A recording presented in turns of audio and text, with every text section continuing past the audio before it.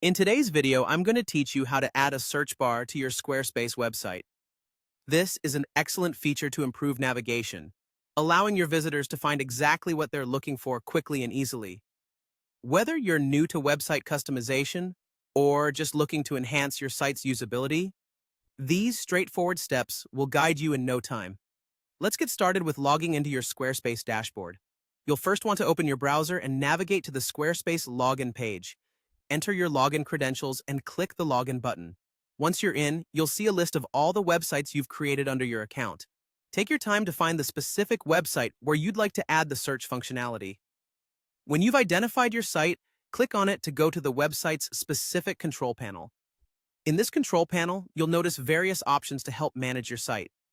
Look towards the left-hand side where you'll find a menu option labeled Pages. Click on it to view all the pages that have been created for your site. You should now see a list of pages, encompassing everything from your home page to your contact page. Choose the page where you'd like to add the search bar by clicking on the page name. You'll notice as you hover over each page name, an edit option appears in the top left of your screen. Go ahead and click Edit to open the page editor. This selection process helps ensure that you're working on the correct page, so take a moment to confirm you've selected correctly. Now that you're in the page editor, it's time to add the search bar. Look for the plus add block button on your screen. This button is instrumental in adding various elements to your page like text, images, and more. Click on it to open a menu with a variety of block options. Scroll through the list until you find the search block. By selecting the search block, you're adding a functional search bar directly onto your page. This search bar will be fully operational, enabling your visitors to input search queries and easily navigate your site. After placing the search bar on your page, you'll want to make sure you're happy with its location and functionality.